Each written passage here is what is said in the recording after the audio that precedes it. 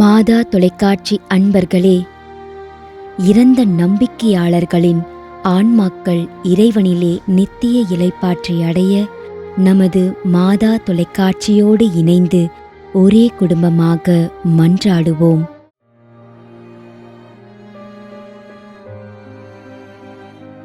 Dominic Premkumar, Villivakkam.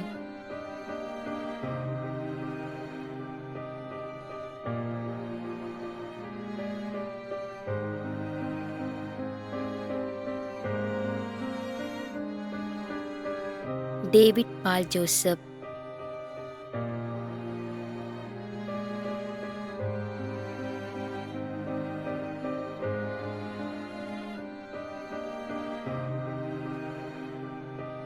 Sahai Mary.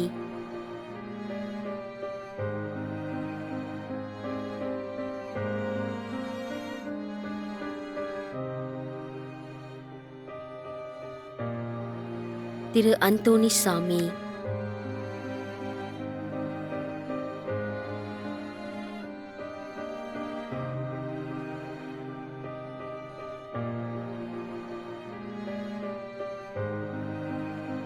திரு வியாகுலம் என்கின்ற ரத்தினம் பிள்ளை, புதுக்கோட்டை.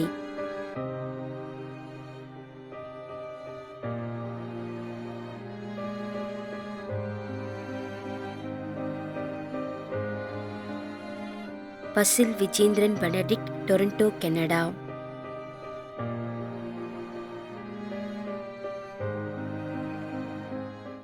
மேலும் யாரும் நினையாத நம்பிக்கையாளர்களின் ஆன்மாக்களுக்காகவும் மன்றாடுவோம். தந்தை, மகன், தூய ஆவியாரின் பெயராலே ஆமென். ஆண்டவருடைய பெயராலே நமக்கு உதவி உண்டு. விண்ணையும் மண்ணையும் படைத்தவர் அவரே. அருள்வாக்கு. திருவெளிப்பாட்டு நூலிலிருந்து வாசகம். அதிகாரம் 14, இறைவார்த்தை 13. விண்ணகத்திலிருந்து ஒரு குரலை கேட்டேன்.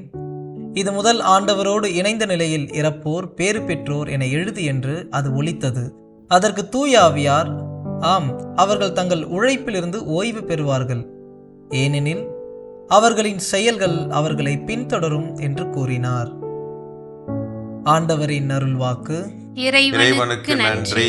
நம்மிடையே வாழ்ந்து இறந்து போன இறைவனின் அடியார்களுக்காகவும், மேலும் குறிப்பாக மாதா தொலைக்காட்சி வழியாக நீத்தார் நினைவில் இன்று நினைவுகூரும் இறைவனின் அடியார்கள் அனைவருக்காகவும் மன்றாடுவோம். விண்ணுலகில் இருக்கின்ற எங்கள் தந்தையே, உமது பெயர் தூயது என போற்ற பெறுக. உமது ஆட்சி வருக.